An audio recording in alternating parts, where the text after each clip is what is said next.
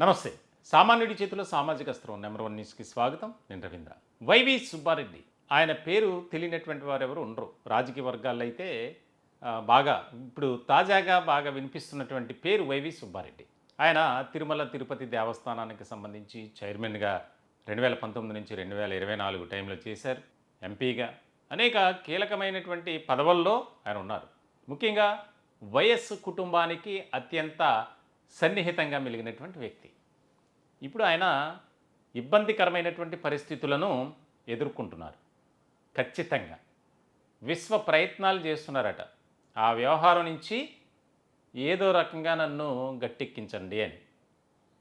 తిరుమల తిరుపతి దేవస్థానానికి సంబంధించి వైఎస్ఆర్సీపీ అధికారంలో ఉన్నప్పుడు స్వామివారి ప్రసాదాన్ని భక్తులకు ఇవ్వటం అనేది, దానిలో ఆ లడ్డూ తయారీలో కల్తీ నెయ్యి, ఏ రకమైనటువంటి అక్రమాలకు పాల్పడ్డారు అనేది ఇప్పుడు తాజాగా వినిపిస్తున్నటువంటి ఒక మాట. దానికి సంబంధించి అంతా కూడా నిర్ధారణ అయింది. పలువురిని అరెస్ట్ చేశారు. వారిచ్చినటువంటి స్టేట్మెంట్స్ ప్రకారం పెద్ద ఎత్తున కుంభకోణం ఇది, ఒక మామూలు స్కామ్ కాదు. ఇటువంటి సందర్భంలో వైవి సుబ్బారెడ్డికి బిగుస్తున్నటువంటి ఉచ్చు ఏదైతే ఉందో దాని నుంచి తప్పించుకోవడానికి రకరకాల ప్రయత్నాలు. భారతీయ జనతా పార్టీ పెద్దలతో ఆయన సంప్రదింపులు జరిపారని, ముఖ్యంగా అమిత్ షాతో ఆయనకున్నటువంటి ఒక రాజకీయ అనుబంధం, సాన్నిహిత్య సంబంధం అనుకోండి, దాంతో ఆయన వద్దకు వెళ్ళారట. ప్రాధేయపడ్డారు, నన్ను ఏదో విధంగా ఆ కేసు నుంచి తప్పించే ప్రయత్నాలు చేయండి అని. ఇది నేను కావాలని చెప్తుంది కాదు. రెండు రాష్ట్రాల్లో రాజకీయ వర్గాల్లో జరుగుతున్నటువంటి చర్చ. ఎందుకనంటే ఇప్పుడు వైవి సుబ్బారెడ్డి పేరు ఎక్కువగా ప్రస్తావించడానికి, ఆ పేరు పోలీసుల్లోనూ అలాగే రాజకీయ వర్గాల్లో బాగా చర్చకు రావడానికి ప్రధానమైనటువంటి కారణం ఏంటంటే, ఈ కల్తీ నెయ్యికి సంబంధించినటువంటి కేసులో అరెస్ట్ అయినటువంటి వారు ఇచ్చినటువంటి స్టేట్మెంట్స్, అలాగే ఆయన పిఏ ఇచ్చినటువంటి ముఖ్యమైనటువంటి స్టేట్మెంట్. వైవి సుబ్బారెడ్డి వ్యక్తిగత కార్యదర్శిగా వ్యవహరిస్తున్నటువంటి చిన అప్పన్న, అతని కార్యాలయంలో నివాసంలో గతంలో సోదాలు జరిపినటువంటి సిట్ కొన్ని కీలకమైనటువంటి డాక్యుమెంట్స్ని స్వాధీనపరుచుకున్నటువంటి క్రమంలో ఎప్పుడైతే టీటీడీ చైర్మన్గా వైవి సుబ్బారెడ్డి ఉన్నటువంటి సమయంలో ఈ పిఏ చిన్న అప్పన్న కల్తీ సరఫరా చేసేటువంటి కంపెనీలతో టైఅప్ అయి అక్రమంగా వారి నుంచి లక్షల్లో ముడుపులు తీసుకోవడం, ఇక్కడికి మాత్రం స్వామివారి పుణ్యక్షేత్రానికి కల్తీ నెయ్యి సరఫరా చేయటం. అంటే అందరూ తోడు దొంగలుగా మారి నీకింత నాకింత, నాకెంత నీకింత, ఈ రకమైనటువంటి పంపకాలు. అంటే బహుశా ప్రపంచంలో తిరుమల తిరుపతి దేవస్థానానికి సంబంధించి ఎంత ప్రాధాన్యత ఉందో, ఎంత ప్రాముఖ్యత ఉందో అందరికీ తెలిసినటువంటి పరిస్థితి. మరి ఆ స్వామివారికి ఆయన్ను కొలిచేటువంటి భక్తులకు ఎంతో విశ్వాసంతో, ఒక నమ్మకంతో, ప్రగాఢమైనటువంటి భక్తి శ్రద్ధలతో పూజలు చేస్తుంటారు. ప్రతిరోజు లక్షల మంది తిరుమలను సందర్శిస్తూ ఉంటారు. ఇక బ్రహ్మోత్సవాల సమయంలో అయితే ఆయా దేశాల నుంచి కూడా ప్రపంచవ్యాప్తంగా వస్తూ ఉంటారు. అటువంటి పుణ్యక్షేత్రం తిరుమల తిరుపతి. మరి అక్కడ కూడా ఇప్పుడు చైర్మన్ హోదాలో ఏం చేయాలి? అక్కడ ఉన్నటువంటి పరిస్థితులను సమీక్షించాలి, పరిశీలించాలి. అసలు ఏం జరుగుతుంది ఏంటి అనే దాని మీద ఒక రకమైనటువంటి ఇండికేషన్స్, ఆదేశాలు ఇవ్వాలి. అంటే కింది స్థాయి సిబ్బందితో పని చేయించాలి. భక్తుల మనోభావాలు ఎక్కడా కూడా దెబ్బతీయకుండా, వారిని అవమానపరచకుండా, కించపరచకుండా వ్యవహరిస్తూ చాలా అప్రమత్తంగా ఉండాలి. కంచే చేను మేసిన చందంగా అందరూ కూడా ఆ పాపంలో ఉన్నారు. ఇక్కడ వైవి సుబ్బారెడ్డి ఒక్క ఆయన్ని మాత్రమే తప్పుపట్టడం కాదు, దాని వెనుక చాలా పెద్ద హస్తాలు ఉన్నాయి.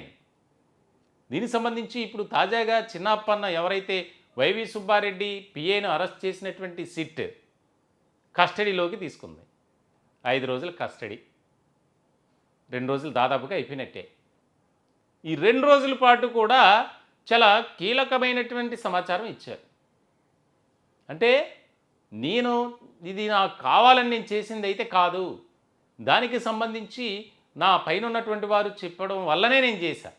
అంతే కదండి. సాధారణంగా ఒక రంగంలో కానీ ఒక వ్యవస్థలో కానీ అసంబంధిత వ్యక్తులు ఎవరికి వారు చేయటానికి ఉండదు. కొంతమంది అలా చేసినప్పటికీ మరికొంతమంది ఉన్నతాధికారుల ఆదేశాలు కానీ ఆయన పైన ఉన్నటువంటి వారు ఇచ్చినటువంటి ఒక ఇండికేషన్ ఏదైతే ఉంటుందో దాని ప్రకారమే నడుస్తూ ఉంటారు. ఇలాంటి క్రమంలో ఇంకా మిగిలిన రోజుల్లో కస్టడీకి సంబంధించి చిన్నప్పన్న ఏం చెబుతారు? ఎందుకంటే చిన్నప్పన్న ఇప్పుడు కీలకమైనటువంటి వ్యక్తిగా కేంద్ర బిందువుగా ఉన్నారు ఈ కేసులో. వైవి సుబ్బారెడ్డికి పిఏగా వ్యవహరించినటువంటి వ్యక్తి. ఆయన ఏం చేశారు, ఏం చేయమన్నారు, దీని వెనుక ఎవరెవరి హస్తం ఉంది, ఎవరెవరి ప్రమేయం ఉంది, ఫోర్స్ ఉంది అనేది ఇప్పుడు కీలకమైనటువంటి విషయాలు బయటకు రాబోతున్నాయి ఖచ్చితంగా. ఎందుకనంటే అధికారంలో ఉన్నాం కదా, మనల్ని ఎవడు ఏం పీకలేడు, మనల్ని ఎవరు ఏం చేయలేరు, మనకి ఏదైతే తోచిందో అదే చేసేద్దాం, ఆ రకంగానే బోల్తా పడింది వైఎస్ఆర్సీపీ. పక్క రాష్ట్రంలో గులాబీ పార్టీ పరిస్థితి అదే. అధికారంలో ఉన్నాం కదా అని రెచ్చిపోతే ఎవరికైనా ఇదే పరిస్థితి. రేపన్న రోజున రాజకీయంగా ఎటువంటి సమీకరణాలు ఉంటాయి, ఎటువంటి పరిస్థితులు ఉంటాయనేది ఎవరు చెప్పలేం. ఏదైనా జరగవచ్చు రాజకీయాల్లో. వైనాట్ 175 అనే ఒక నినాదంతో వెళ్ళినటువంటి వైఎస్ జగన్మోహన్ రెడ్డి ఏ రకంగా బోల్తా పడ్డారో మనం చూస్తూనే ఉన్నాం. ప్రజాక్షేత్రంలో ప్రజల తీర్పు అనేది ఇక్కడ కీలకమైనటువంటి అంశం. మొత్తానికి తిరుమల తిరుపతి దేవస్థానం అంశానికి సంబంధించి కల్తీ నెయ్యి సరఫరా ఈ కేసుకు సంబంధించి ఎలా అయినా సరే అతను నేనేం చేయలేదు, నా తప్పేమీ లేదు అని ఇప్పటికే ఇండైరెక్ట్గా కొన్ని కామెంట్ చేసినటువంటి పరిస్థితి. ఆయన అనుచరులు కానీ ఆయనతో ఉన్నటువంటి వారు బయటకు వచ్చి చెప్పారు. ఇక ఆయనకు చాలా టైట్ అయిపోతుంది. అంటే ఆయన చుట్టూ కూడా మెడకు ఉచ్చు బిగుస్తుంది. ఇలాంటి తరుణంలో ఇక భారతీయ జనతా పార్టీ అయితే కరెక్ట్, వారు మనల్ని కాస్త సేవ్ చేస్తారు అన్న ఆలోచనతోనే బీజేపీ పెద్దల చుట్టూ ప్రదక్షిణలు చేస్తున్నారు వైవి సుబ్బారెడ్డి అనేది చర్చ జరుగుతుంది. ఆయన ఎక్కడ కూడా ఇప్పుడు ప్రస్తుతం ఆంధ్రప్రదేశ్లో కానీ తెలంగాణలో కానీ లేరట, ఢిల్లీలోనే మకం పెట్టారట. దీనికి సంబంధించి జరుగుతున్నటువంటి చర్చ. ఎందుకంటే ఏదో రకంగా ఢిల్లీ పెద్దలు చెప్తే ఆయన కాస్త నెమ్మది ఉంటుంది అనేది ఒక పాయింట్.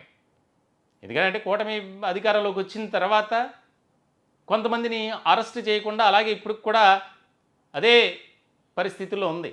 మరి ఇటువంటి క్రమంలో తిరుమల తిరుపతి దేవస్థానానికి సంబంధించినటువంటి స్వామివారికి ప్రసాదం, నైవేద్యం ఇటువంటి విషయాల్లో కూడా ఈ రకమైనటువంటి రాజకీయ రంగు పులుముకొని ఇష్టారాజ్యంగా వ్యవహరించి ఎంతో భక్తి శ్రద్ధలతో ఆ పొజిషన్లో ఉండాలి.